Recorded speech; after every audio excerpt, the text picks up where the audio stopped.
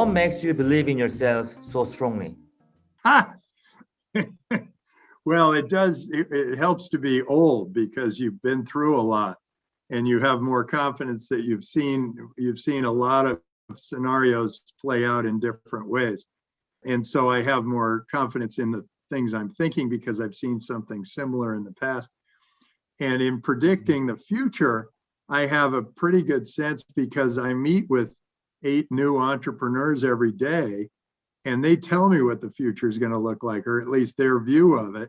And I can start putting some of that together and get a pretty good sense for what the world's going to look like. A lot of what we do at Draper University is build confidence for our students. We tell them that it's okay to fail.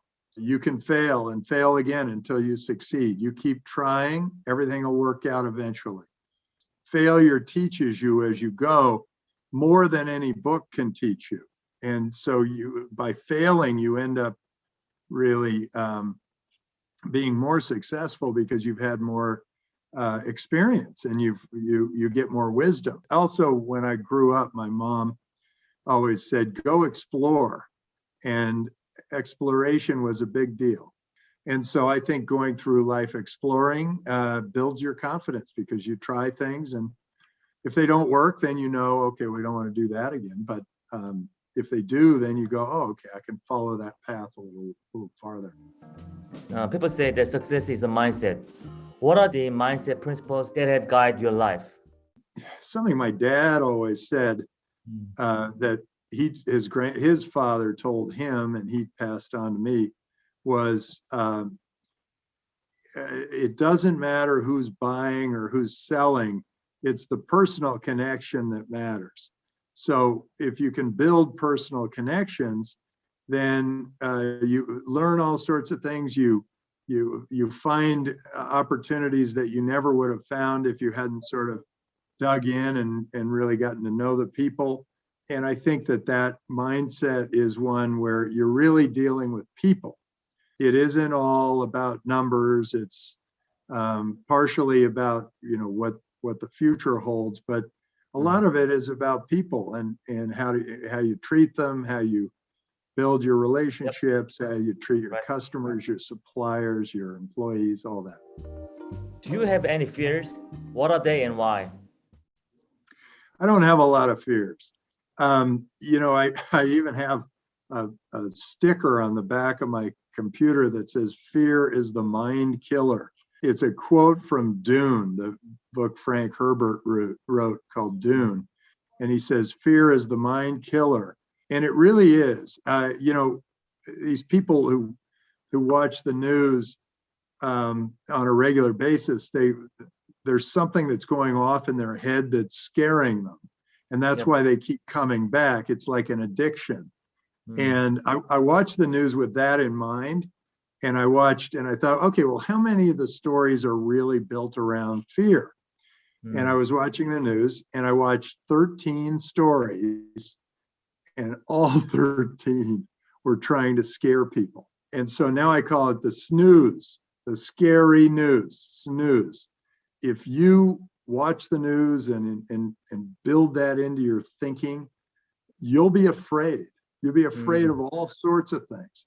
You'll be afraid of the virus. You'll be afraid of walking outside. You'll be afraid of getting in your car, getting on an airplane, afraid to communicate with people. You'll be afraid to all those fears because the news is pushing fear on you. Somehow then they can sell more ads and you keep you coming back.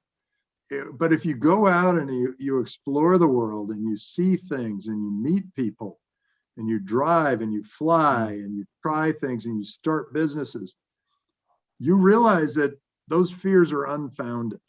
It creates a lot more confidence in yourself, in your life, and you will have a much more interesting life.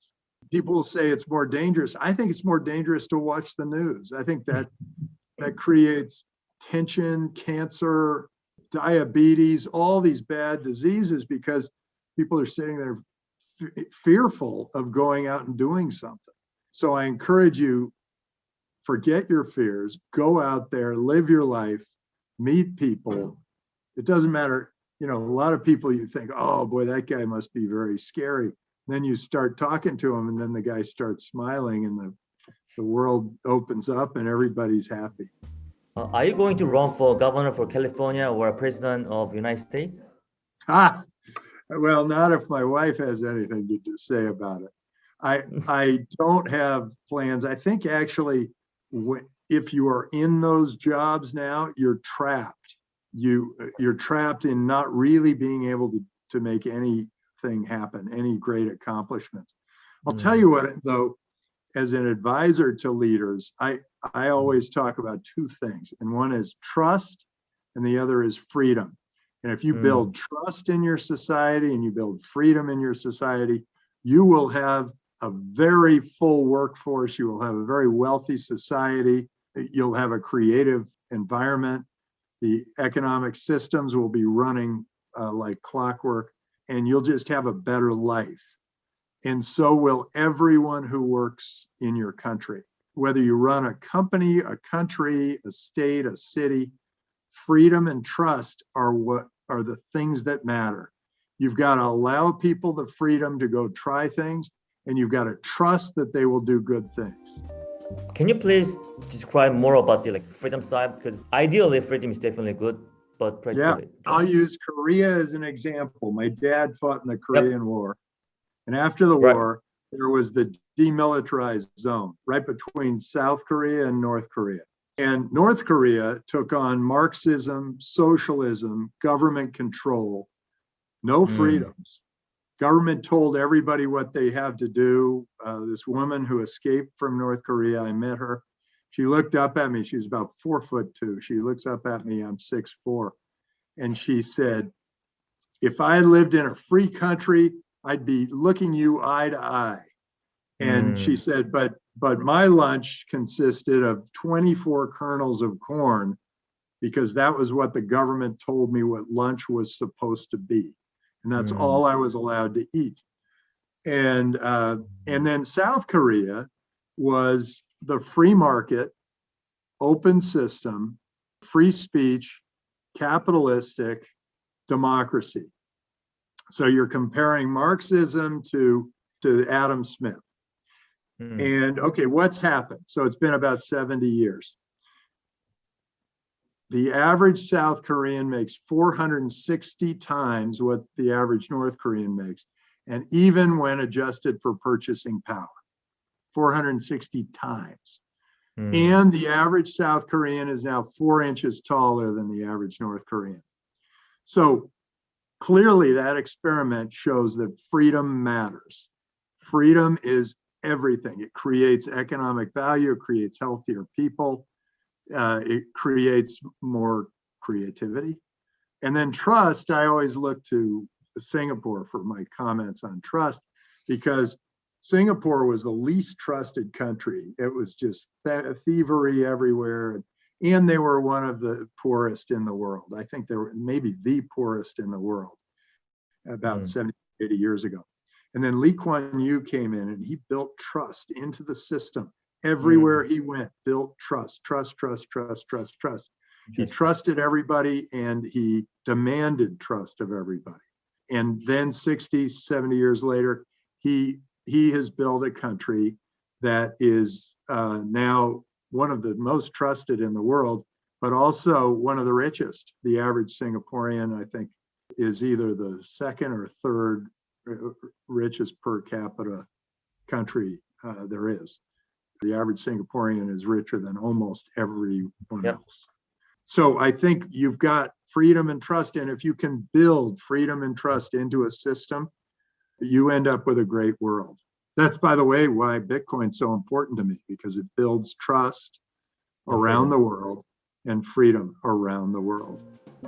What are some of the important questions that you ask to founders when you meet them for the first time? There's one question that really matters, and that is, I ask, why are you doing this? And I do it in a way where I'm thinking, what are you thinking? You're out of your mind.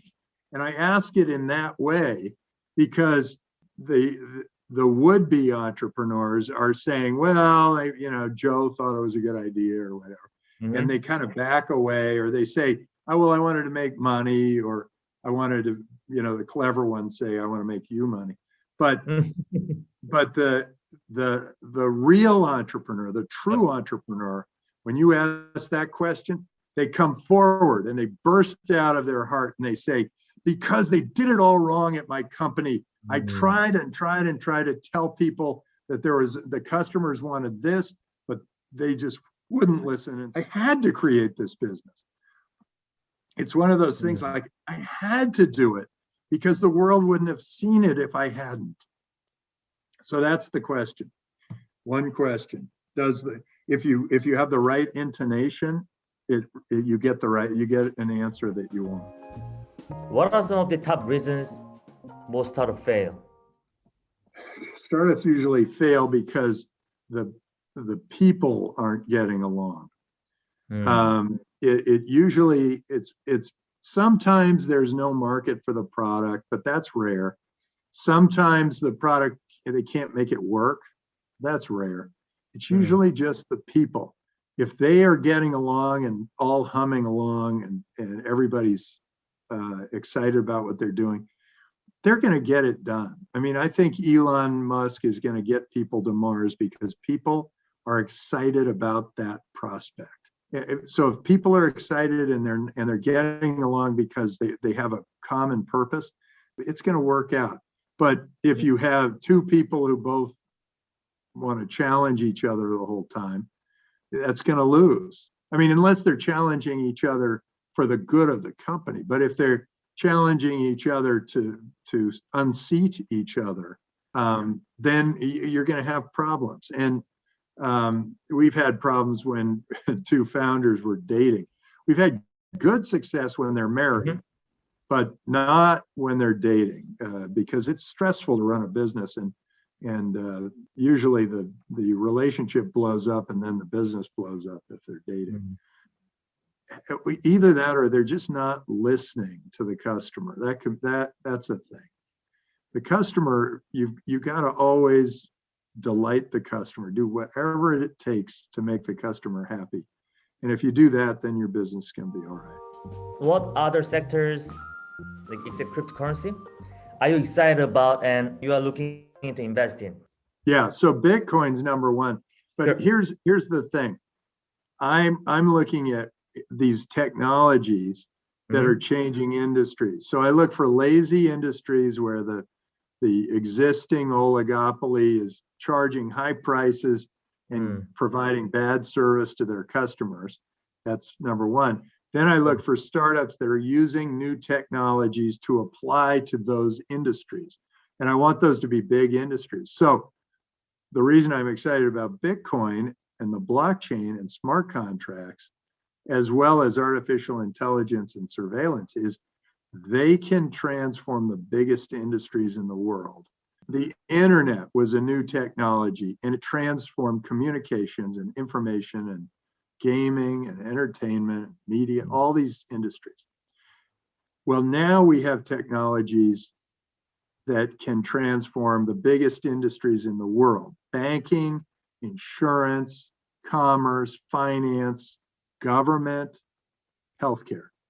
Those industries are all potentially transformed by Bitcoin, the blockchain, smart contracts, artificial intelligence, and surveillance. And I'll give you an example. Right now, when you sign up for insurance, you pay your premium, and then you issue a claim. And then you fight the insurance company, fight. And then finally they settle and you get your check or whatever. Well, now you could have an insurance company that was unbelievably good service.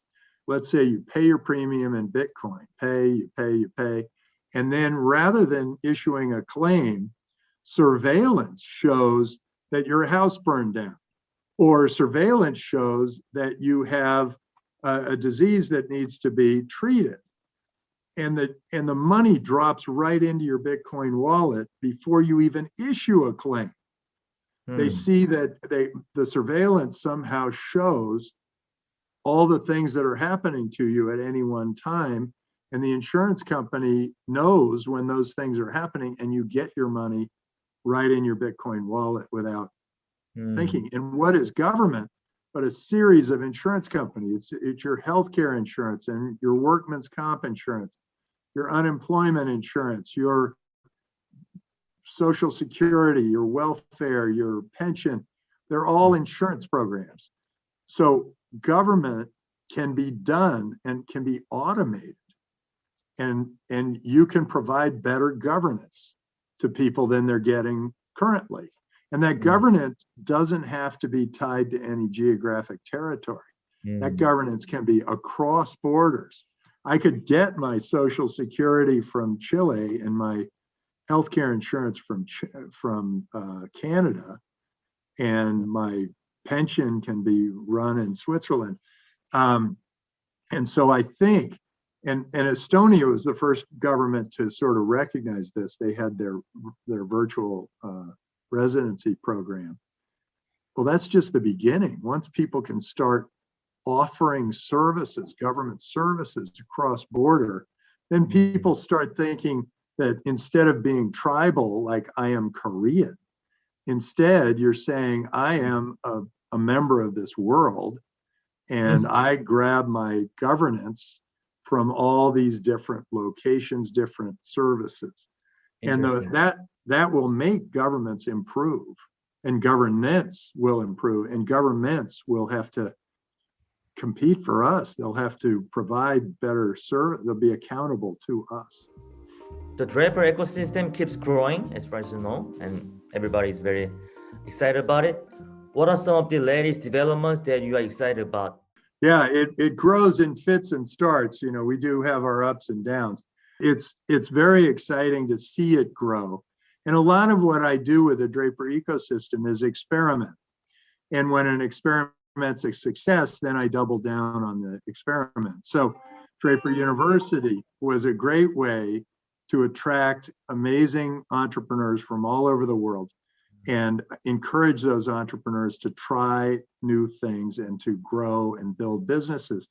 Well, now we're about 10 years into it, and we've had 1,200 students for hero training, and they've started about 500 companies, and about 15 of those companies are worth more than $100 million. We've built amazing companies. So I'd say Draper University is a big success, and we need to figure out how to continue to grow it. I did a show called Startup U, and it was a big bomb, but it was fun to do. And it got me thinking about how we could use media in new ways. And I created Meet the Drapers, which was a show, a TV show. Now we have 12 million viewers. TV show like Shark Tank, where my dad, my sister, and I, and my daughter and sons come in, and we interview entrepreneurs with guest judges like Shark Tank. But the viewer can invest. We set up a crowdfunding site so that the viewer can invest. And now we've got 12 million viewers. But you know, the first iteration was not a success. The Startup U, where we did a reality show about Draper University, that was not a good success. There's one that's sort of in the middle, which is the Draper Startup Houses, and those are various locations around the world where people can go and be entrepreneurial, have a relatively inexpensive place to stay, to work, and to get to know other entrepreneurs wherever they may be. And now there are 15 of those, and we're continuing to grow that. And then the Draper Associates, the venture fund, and the Draper Venture Network, where, of course, John Nam from Strong Ventures is one of our partners. We've continued to bring good success to our investors through investing in some startups that ended up working out pretty well. All your children are also VC. Is being a good VC genetic? What's your opinion on this side? Well, I hope so, because I've got 3 of my children who want to be are venture capitalists. And Adam runs Boost VC, which is an accelerator, and that has been a big success. He seeded Coinbase as one of the examples. Billy worked with me for 4 years, and he brought me Robinhood. So I guess he's got a little bit of an eye for it too. And then my daughter Jessie is only backing women, and she's backed some amazing women, Flex and Skim, and a whole bunch of other companies where she's been very successful. So yeah, happily they're launched and they're on their way and they're doing some great things. And my other daughter is younger and rising and learning the ropes. She may end up being a venture capitalist. She may end up being an artist. Who knows? I don't say it's genetic, but it was nice to go to the dinner and have my dad talk about these companies and have me go and visit various companies that he was investing in. And I did the same thing with my kids, and they saw how much fun I was having and how exciting it was, and sometimes how treacherous it was. But I think they learned a lot and they enjoyed it, and they jumped on board too. Any person who has a career and they like it will pass that on to their kids. To the founders around the world, do you have anything to share? If you're a founder, first, good job. Go get them. Whatever you're doing, it's great. And I know you're going to create a better society no matter what happens to your business. But if you're a success, that's fantastic. And if you're not a success, if your business fails, just remember that you moved the ball forward. You got people thinking in a new way. You tried something. And that is a very positive thing for the world. There were 20 search engines before Google. You probably wouldn't know the names of half of them, but they pushed the ball forward. There were many social networks before Facebook. There were, before Apple had the iPod, there were 50 companies that were doing something with a hard drive and music. Whatever you're doing, you're pushing the ball forward. If you catch it right, fantastic. But if you don't, just know, hey, in your heart, you moved that ball forward, and you should feel in the success of whoever succeeded in that industry. So that would be my thinking for an entrepreneur. My advice is do it, because you're going to live a very unique and interesting life. And if you don't do it, you will regret it. And if it's in your heart, you got to get it out. Oh, and never keep it to yourself. Tell everybody you know what you're doing. Don't worry about inventions or whatever. It's better to just get it out there, because everyone you talk to will improve the business.